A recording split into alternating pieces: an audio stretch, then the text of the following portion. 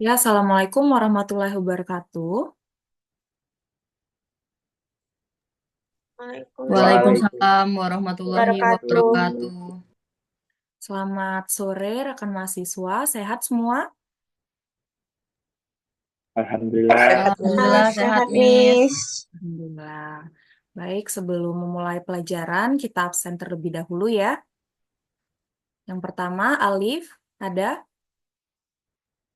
Hadir nih. Oke. Nabila, ada? Hadir Miss. Oke, hadir. Rena, Saidina, Hadir Miss. oke. Aurel, Hadir, Miss. oke. Salsabila Putri, Hadir, Miss. oke. Firda, Hadir, Miss. oke, sudah hadir semua ya. Nah, untuk memulai pelajaran, marilah kita berdoa menurut kepercayaan masing-masing. Untuk waktu doanya silakan dimulai dari sekarang. Doa selesai. Oke, anak-anak, hari ini kita akan belajar tentang national security dan politik luar negeri.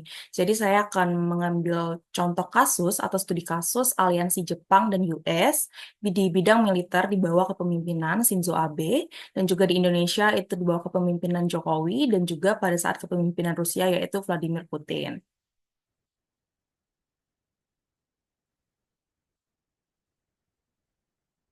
Oke. Adapun tujuan pembelajaran ini sendiri adalah untuk memberikan pemahaman terhadap perbandingan politik yang diambil oleh suatu negara dengan melihat dari berbagai macam aspek. Contohnya seperti sejarah, kemudian aktor dominan, kapasitas kekuasaan atau power yang dimiliki oleh suatu negara, kemudian bagaimana kultur dan identitas, dan juga tipe kekuasaan dan kepemimpinan dalam keamanan nasional politik luar negeri melalui TIPEX dan HORTS. Oke, nah di sini ada kata-kata motivasi untuk kalian selaku mahasiswa tentunya. Di sini ada dari filosof dari Jepang yang menyatakan Manabu no ni Ososugiru Kota wa Naik, yang artinya tidak ada kata terlambat untuk belajar, dan juga cogito ergo sum. Aku berpikir maka aku ada, menurut Rene Descartes. Jadi di sini diharapkan kalian mampu mengambil contoh ini ya, bahwa tidak ada kata terlambat untuk kalian memulai suatu usaha untuk belajar, karena belajar itu sampai akhir hayat. Dan juga di sini dimaksudkan, aku berpikir maka aku ada, bahwa segala sesuatu untuk mendapatkan hasil yang terbaik itu bermula dari pikiran. Maka harus dimulai dengan pikiran yang baik dan juga tentunya um, inovatif yang tinggi, seperti itu ya. Oke, sebelum kita mulai, Miss akan nanya, apa itu national security? Ada yang tahu? Oke, Alif silakan. Jadi setahu saya itu national security itu adalah perlindungan terhadap negara dari ancaman atau bahaya yang dapat merusak integritas suatu negara, kedaulatan, stabilitas, dan kesejahteraan masyarakatnya sendiri. Oke, terima kasih. Baik sekali jawabannya. Yang lain ada yang menambahkan? Belum ada ya? Oke, kita akan lanjut tentang apa yang dimaksudkan dengan national security itu sendiri. Nah, jadi di sini ada dua definisi yang mendefinisikan dari national security itu sendiri. Di mana di sini ada dua pengertian ya. Yang pertama yaitu pengertian secara tradisional, dan kedua itu pengertian secara baru menurut Barry Buzan. Jadi, pengertian secara tradisional itu menjelaskan bahwa national security adalah protecting and securing the physical survival of the state from external military threats, atau protecting territory from foreign invasion, depending from state to individual. Jadi di sini maksudnya, kalau pengertian secara tradisional atau lama menggambarkan keamanan nasional itu adalah seluruh upaya untuk melindungi keamanannya dari apa? Dari ancaman luar gitu ya, yang bersifat fisik. Contoh seperti kegiatan ancaman-ancaman militer seperti invasi, seperti agresi, dan lain-lain. Nah, namun ternyata pengertian tradisional tadi sudah berubah ke dalam pengertian baru menurut Barry Buzan. Jadi national security itu bukan hanya hal-hal yang segala sesuatu yang bersifat militer gitu, tapi sudah beralih. Menurut Buzan, dia menjelaskan bahwa expanded from military to socio-political aspect like a whole, and then economics, environment, and etc. Broadening from military threats to things like health, environment, economy, and etc. Jadi maksudnya keamanan nasional itu bukan hanya tindakan kekerasan secara agresi, secara militer, tapi sudah jauh lebih luas. Bahwa aman itu bukan hanya secara fisik, tapi kita harus aman dari sisi misalnya kesehatan gitu ya, kemudian ekonomi dan juga lingkungan. Bisa dipahami semuanya? Saya. Oke. Paham. Miss. Terus kita masuk di sini ada pandangan teoritis. Nah, pandangan teoritisnya ada tentang realis, kemudian ada critical theory, ada konstruktivis, dan juga integrative approach. Nah, di mana 4 pandangan ini menggambarkan tentang national security. Kalau pandangan realis itu fokus on the external source of national security threats outside the boundaries of the sovereignty state from the anarchical system. Jadi maksudnya adalah fokus terhadap ancaman-ancaman luar seperti itu ya, yang bisa mengancam keamanan nasional gitu. Makanya dia sangat berperan, sangat berusaha untuk melindungi batas-batasnya tadi ya, atau kedaulatan tadi dari ancaman luar. Itu pandangan realis.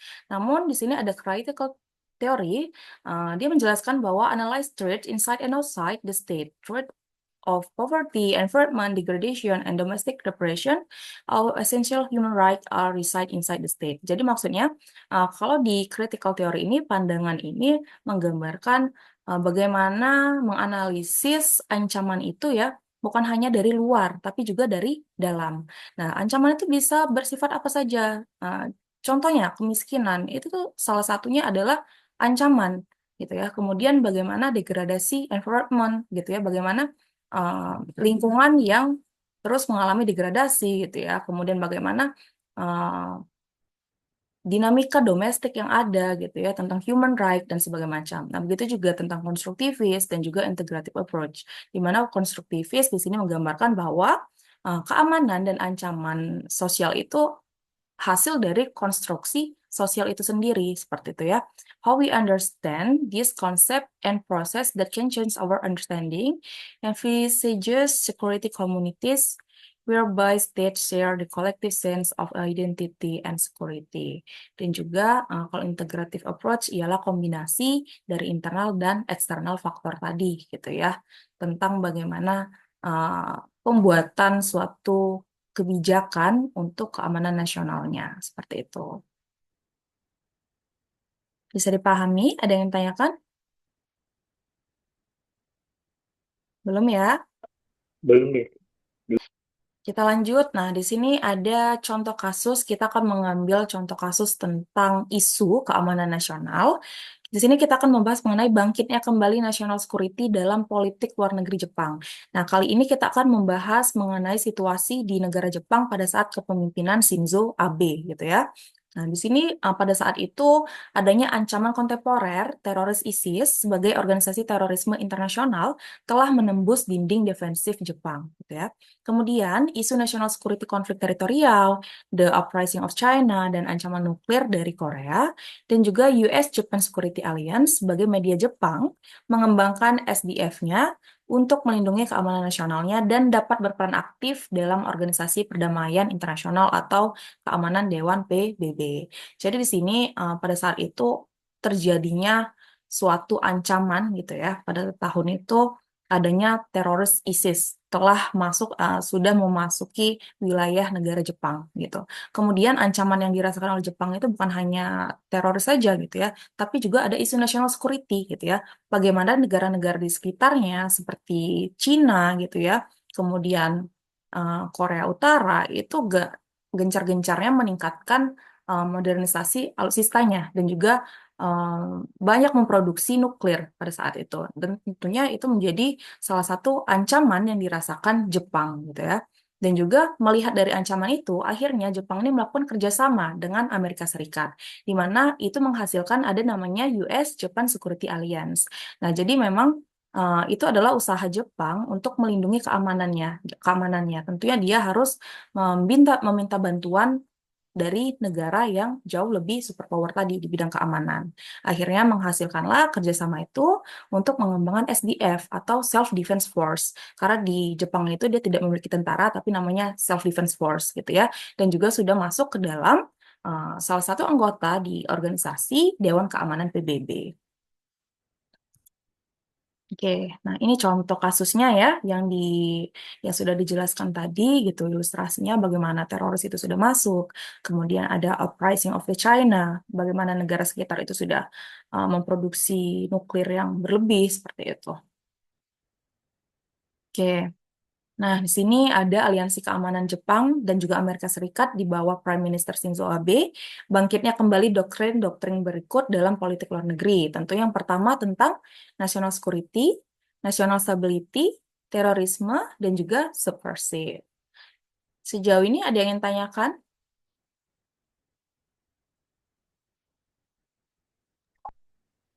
Izin nih saya. Ya. Ini kan aliansi keamanan Jepang antara Jepang dan Amerika Serikat gitu ya.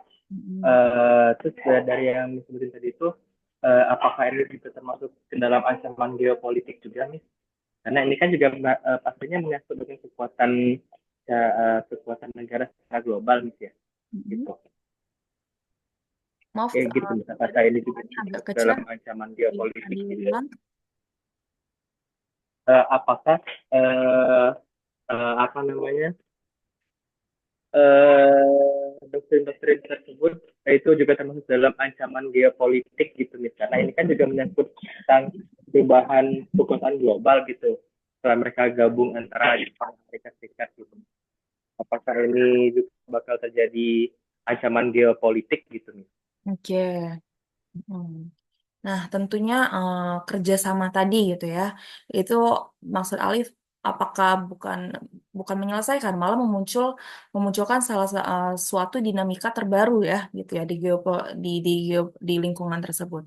Nah, tentunya kalau kita melihat gini ya kedua arah ini tadi seperti itu, ini sudah kelihatan arahnya gitu ya. Misalnya kita ngambil contoh Amerika Serikat. Amerika Serikat itu kan backgroundnya atau ideologinya itu kan liberal. Nah, begitu juga dengan Jepang. Nah, berbeda dengan China, gitu ya, China, North Korea, yang dimana mereka um, lebih condong ke sosialis ya, gitu ya, atau komunis seperti itu. Nah, tentunya hal ini um, lebih lebih lebih lebih berakibat terhadap penyeimbangan gitu ya karena di dalam di dunia ini ya itu kan akhirnya menghasilkan namanya balance of power jadi tidak boleh ada salah satu negara tuh yang kuat sekali gitu sedangkan yang satunya ini condong lemah nah jadi kalau salah satunya tuh tinggi gitu ya tapi yang salah satunya tuh sangat tertinggal ini bakalan bisa menciptakan suatu tindakan apa nanti akan adanya eksploitasi atau bahkan agresi yang dilakukan oleh negara yang jauh lebih lebih kuat terhadap negara yang lebih lebih tidak kuat tadi gitu ya atau tidak superpower tadi. Nah, jadi sebenarnya itu adalah usaha untuk peimbangan tadi, penyimbangan kekuatan atau balance of power tadi seperti itu. Bisa dipahami ya? Paham nih. Oke, terima kasih atas pertanyaannya. Kita lanjut ya.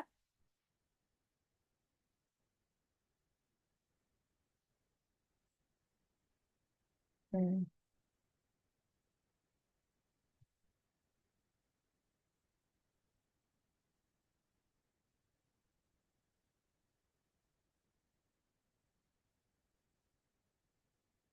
Oke, di sini ada pro kontra ya, pro kontra kerjasama keamanan antara Jepang dan Amerika Serikat. Nah, tentunya di sini kontranya dari negara-negara rivalnya, yaitu Cina, Rusia, dan lain-lain seperti itu. Di mana Cina dan Rusia ini menganggap tindakan yang dilakukan Shinzo Abe ini terlalu radikal atau memperburuk hubungan dengan China dan Rusia, seperti yang ditanyakan temannya tadi gitu ya. Nah, konflik teritorial, contohnya seperti Pulau Senkaku, China, kemudian sengketa Pulau Takeshima dengan Korea, seperti itu. Nah, jadi memang, namun, hubungan Jepang dan Cina ini, dia itu ibaratkannya frenemy. Dia dekat dalam hubungan ekonomi, tapi jauh di bidang diplomasi politik seperti itu. Nah, di balik adanya kontra tentunya ada pro gitu ya. Pro-nya dari mana? Dari Amerika Serikat itu sendiri. Nah, di sini kita dapat ambil ya militer dan keamanan di bawah kontrol Amerika Serikat itu menghasilkan namanya US-Japan Security Alliance atau efek penandatanganan tidak boleh berperang. Nah, jadi kan Jepang ini menjadi salah satu negara yang kalah Perang Dunia Kedua dan harus menandatangani pada saat itu ya perjanjian pada tahun 45 bahwa di kemudian hari dia itu tidak boleh memunculkan atau menciptakan suatu peperangan gitu. Jadi apabila tidak sesuai dengan tanda tangan ya akan diberikan sanksi. Nah, makanya di Jepang itu dia tidak ada tentara, tapi hanya ada Self Defense Force. Itu masih di bawah naungan langsung dari PBB. Nah, kemudian ada usaha yang dilakukan oleh Jepang, dia sudah ikut dalam usaha misi perdamaian dunia dan mengirimkan SDF-nya yaitu ke Afghanistan, ke Irak dan juga ikut serta pada saat keamanan ya. Salah satu usaha UNPKO atau United Nations Peacekeeping Operation pertamanya itu di Kamboja. Nah, kemudian budget militernya ini sesuai dengan prinsip PBB Act of Belligerence dan juga Amerika memperluas stabilitas keamanan di Asia Pasifik seperti itu. Oke. Nah, kemudian di sini ada contoh kasus lain. Kalau tadi Jepang dan juga kasusnya Amerika Serikat dan China, di sini ada Indonesia juga. Jadi di Indonesia tuh juga pernah melakukan namanya national security. Ada yang tahu nggak kenapa Indonesia melakukan keamanan nasional pada tahun 2019-an akhir, pada saat kepemimpinan Pak Jokowi? Ada yang tahu?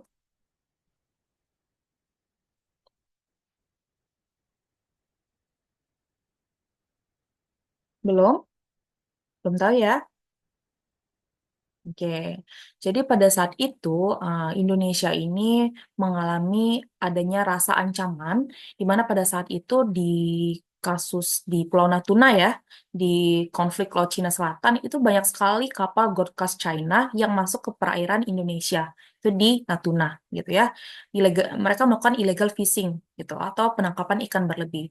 Namun dikhawatirkannya di balik itu bukan hanya upaya menangkap ikan gitu ya. Kita kan tidak tahu ya apa usaha yang dilakukan oleh China tadi. Siapa tahu dia melakukan suatu usaha untuk ya mengambil natural resource yang lainnya gitu ya. Contohnya misalnya ingin mencari tahu apakah ada kandungan gas atau minyak dan lain seperti itu. Kemudian beberapa negara di sekitar itu sudah meningkatkan modernisasi alutsistanya sehingga pada tahun itu akhirnya Indonesia meningkatkan APBN-nya itu untuk Kementerian Pertahanan seperti itu. Nah, begitu juga pernah ada kasus Rusia dan Ukraina ya. Nah, di mana di sini sebenarnya adalah kasus antara dua negara, di mana Ukraina itu ingin gabung ke NATO, namun Rusia tidak setuju ya, karena kan Rusia ini salah satu negara yang sangat dekat secara teritorinya dengan Ukraina, dan akhirnya itu memunculkan suatu peperangan ya pada saat itu ya. Untuk skala dua negara tadi seperti itu. Tentunya kalau kita teliti di balik itu tentu banyak sekali faktor-faktor baik itu politik, kemudian ideologi, dan lain-lain seperti itu ya. Kemudian bagaimana dinamika internasional pada saat itu ya, untuk Rusia terutama, dan juga Ukraina. Oke, jadi kesimpulannya di sini, game teori mengasumsikan bahwa aktor bersikap rasional dan memilih strategi yang ia anggap terbaik. Dalam teori ini, di mana pemimpin itu pasti akan menerapkan win-win solution gitu ya, terhadap pihak-pihak yang terkait pada bidang seperti ekonomi, politik, keamanan, sosial, dan budaya. Contohnya, seperti kita lihat tadi ya, di mana national security-nya itu perspektifnya menggunakan realis, kemudian national security Shinzo Abe itu bersifat netral, tapi lebih ke pro Amerika Serikat, dan juga Indonesia itu ada upaya untuk peningkatan balance of power-nya dengan melakukan modernisasi alutsista dan juga Rusia melakukan tindakan invasi ke Ukraine. Seperti itu ya. Terima kasih. Mungkin sekian untuk materi kali ini. Apakah semua bisa dipahami dan dimengerti? Bisa dipahami, Paham, Miss. Miss. Bisa, Miss. Oke, terima kasih atas waktunya. Jangan lupa nanti tugas kalian untuk mengerjakan atau mereview satu jurnal tentang isu-isu keamanan dan melihat perspektif bagaimana perbandingan politik luar negeri. Nanti dikumpul minggu depan ya, jangan lupa waktunya. Terima kasih untuk waktunya. Eh, Jaga kesehatan, semoga ilmunya bisa diambil dan terus berupaya untuk melakukan usaha-usaha meningkatkan pengetahuan karena pengetahuan itu adalah cikal bakal untuk masa depan kalian nantinya. Terima kasih. Mohon maaf apabila ada salah penyampaian dan kata-kata saya tutup. Wassalamualaikum warahmatullahi wabarakatuh. Waalaikumsalam Waalaikumsalam. Terima warahmatullahi kasih, wabarakatuh. Miss. Terima Oke, kasih, Miss. oke, setelah itu Miss minta nilainya ya dari kan Miss sudah melakukan sesi mengajar, kemudian minta penilaian mahasiswa terhadap pengajaran dosennya. Mungkin dimulai dari Firda ya. Untuk Firda silakan. Baik, terima kasih Miss atas kesempatannya. Jadi, seperti yang Firda udah lihat dan udah mendengar presentasi penjelasan Miss, Hmm, itu penilaian Firda 9/10, Miss. oke. Jadi dari penguasaan materi yang diberikan Miss itu sangat baik, penyampaiannya yang jelas dan terstruktur, dan juga penyampaian materi secara profesional dan sangat jelas dalam memberikan contohnya juga. Mungkin Oke. itu saja, Miss. Terima kasih, Miss. Terima kasih banyak Firda. Selanjutnya Alif silakan. Kalau dari Alif itu lebih per 10 nih. Karena eh, sama kayak kata Firda tadi, dan juga penguasaan materinya itu lebih memberikan apa yang tidak pernah kami ketahui.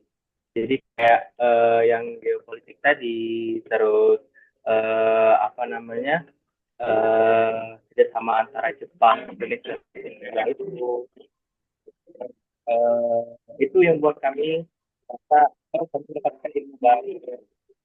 Mungkin itu aja dari Alif. Oke, terima kasih Alif. Oke, untuk selanjutnya Aurelia silakan.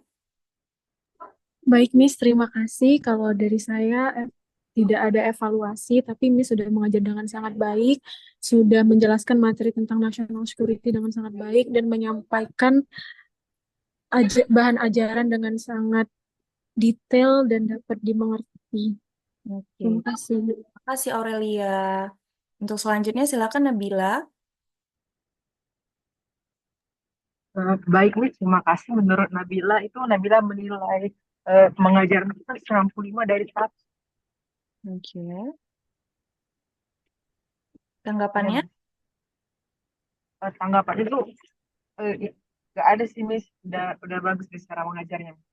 Oke, terima kasih Nabila. Untuk Ya, selanjutnya, terima kasih, Miss. Farah ada? Ya, ada Miss. Terima kasih Miss. Kalau dari para penilaian untuk Missnya 9/10 karena Missnya juga mudah dipahami cara penyampaiannya, terus bahan-bahannya juga mudah dipahami Miss. Terima kasih Miss. Terima kasih Farah. Untuk selanjutnya silakan Rena.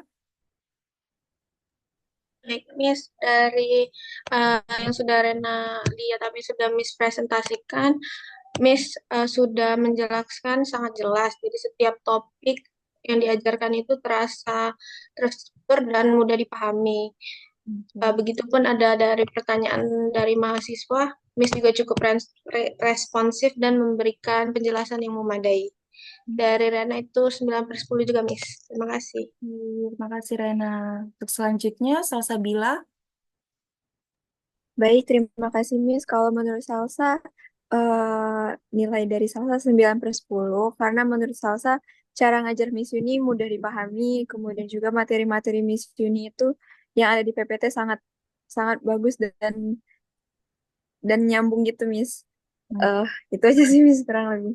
Ya, terima kasih Salsa. Oke, terima kasih ya semuanya atas waktunya. Jaga kesehatan. Sampai jumpa di minggu depan. Miss tutup ya. Wassalamualaikum warahmatullahi wabarakatuh. Waalaikumsalam warahmatullahi Waalaikumsalam warahmatullahi wabarakatuh. wabarakatuh. Terima kasih, Miss.